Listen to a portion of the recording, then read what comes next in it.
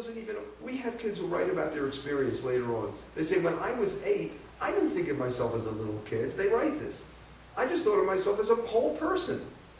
It was an accident that I was 8. I was a whole person. My views were just as important as anybody else's. They might not be listened to.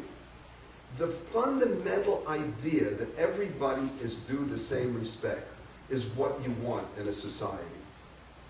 You don't want to focus on forcing people who are different by some criteria to sit together when you don't give them equal respect to begin with. What's the point? But if you give everybody who walks into the door the same respect, then the differences that are meaningful perhaps in other settings don't mean anything in that setting. So the direct answer to your question is, we have no distinctions whatsoever between what different kids have done over the years. They've been interested in, we have a girl who graduated, she runs heavy equipment on the highway department in Alaska, okay? She ran heavy equipment in Maine, and then she became a certified plumber. This is not a woman's field, is it? Baloney. she didn't know that. Nobody told her it wasn't a woman's field. We have another young lady who became a what do you call it, a truck driver of the big semi, I don't even know what they're called, the big 16, 1800 wheelers, I don't know. She drove them all over the country. Nobody told her this is what women are supposed to do. And the gender differences don't mean anything that way. Nobody asks what your sexual preferences are. These issues don't come up. It's your business, you're a person, you're somebody we deal with as a person. And I can't say it more clearly, and if it doesn't resonate with you, the only thing I can say is it's because you haven't grown up in that kind of an environment. It's an environment where people segregate you to begin with, that differences become meaningful. When you have the same respect all the time, just think of an environment where 18-year-olds and 6-year-olds and 12-year-olds play soccer on the same field. Think about that. Or basketball, or foursquare. Or they all sit in a school meeting, and when a 6-year-old raises their hand to say something, nobody snickers. Nobody says, oh, we don't want to listen to him. If you can conceive of that kind of an environment, you can conceive of an environment where we don't ask that kind of a question. We assume that everybody has the inherent ability to do whatever they want to do and reach whatever goal they want to do. They've just got to try and rebound from failure and keep trying. And it works. It really works.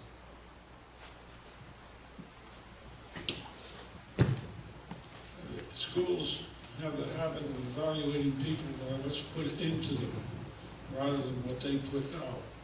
So that even the test is a determination of what was put into you that you got, not how you use it in any kind of meaningful activity outside. As a result, we measure the entire educational system by how many hours they got, how many courses they took, and all of it is sheer nonsense. And there's some wonderful evidence of it all around the place. For no other reason, for example, the United States has only produced 3 internationally known architects. Richardson, Sullivan, and Frank Lloyd Wright. None of them got their education in college. Today, who are the principal industrialists in the United States? Well, 2 of the most conspicuous ones, Bill Gates and Steve Jobs, never went to college. They went and started, they dropped out in the first year. It's not what's put into a person that makes him different. It's what he takes out and uses. And then there's not a problem with diversity. You can take kids that are raised in exactly the same conditions, subject them to the same inputs, and they'll come out differently. They are machines for creating diversity if you give them the opportunity to do so. If the objective of education is to produce them all alike, so they all know exactly the same things, then what you're doing is destroying their capacity to be unique. But it takes destruction. Diversity is not something you have to create. It's natural if you don't impose conformity on it.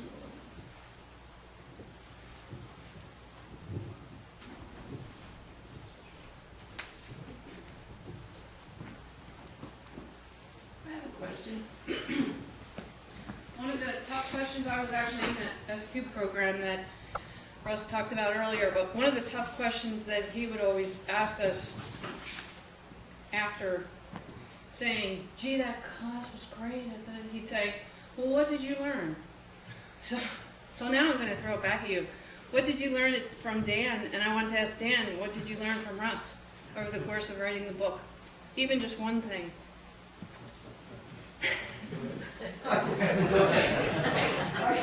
It's hard to answer that question seriously, because anybody who's interacted with Russ is not going to be able to name one thing they learned from him. But I guess one thing I learned from Russ is The how most to have important. fun. How to have fun dealing with a curmudgeon.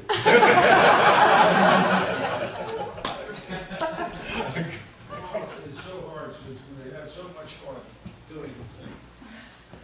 Even the disagreements were great fun, battle through the point, and find out you could almost without exception, reach some kind of agreement when we delved in. And normally, differences derive from different meaning assigned to words. So, for example, right at the very beginning, it turned out Dan meant something else by teaching than I do. So, I say teaching is a major obstruction to learning. He said, no, it isn't. No.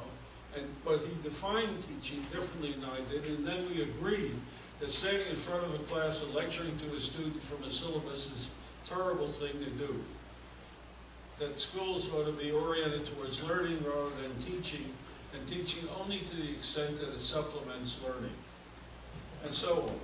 So one of the things I learned was that when there's a disagreement, look first for a difference of meaning of key terms, and then try to work out an agreement on the meaning, even if it's a meaning you don't like, accept it for the time being, and you can go on from there. We kept doing that all the time. We couldn't settle a difference on meaning. We said, okay, let's hold it and move on from there, and we did. You still do. Yes. We're working on one now, and it's entirely different than the educational experience. What is it? Well, we're doing one on development and ethics, and we're butting heads all the time, and it's, if anything, a lot more fun as a result. We got this much correspondence already, and God knows if we'll ever extract anything from it.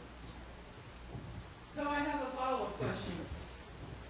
Dan, did you start out as a systems thinker, or have you become one as a result of knowing Russ? Yeah, I started out as a systems thinker and became one as a result of that. Russ isn't going to like the answer to this, but my introduction to systems theory, my introduction was not through Russ. It was through somebody by the name of Mort Eagle, who brought Russ and me together, actually. It was through him that we met. Mort Eagle was a senior partner with Anderson in its heyday, when it had a great deal of pride for its integrity and its honor. He actually resigned from it, just a little follow-up, resigned from it and left several years before it lost its identity and its integrity and its character. But anyway, Mort Eagle became interested in education and is a very brilliant man. And he conducted a series of international conferences. I think he had 4 of them in the end before he departed. And they were called Education for the 21st Century. And he invited Russ every year to be one of the keynote speakers. And actually, he also invited Peter Drucker via television relay to talk at each one of these conferences.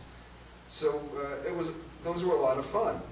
And he had heard about Sudbury Valley in a way that I still don't know, because when he started working on this, we got a letter at school from him saying, we're doing a study of schools because we're looking to change education, blah, blah, blah. We'd like to know about your school. And, I took a look at that letter and I said, another one of these form letters, and I threw it in the wastebasket. And I took it out of the wastebasket and I said, well, let's see how much of a form letter this is and how serious these characters are. And I called up his secretary and I said, his office secretary answered. I said, oh, I got the form letter you guys sent out.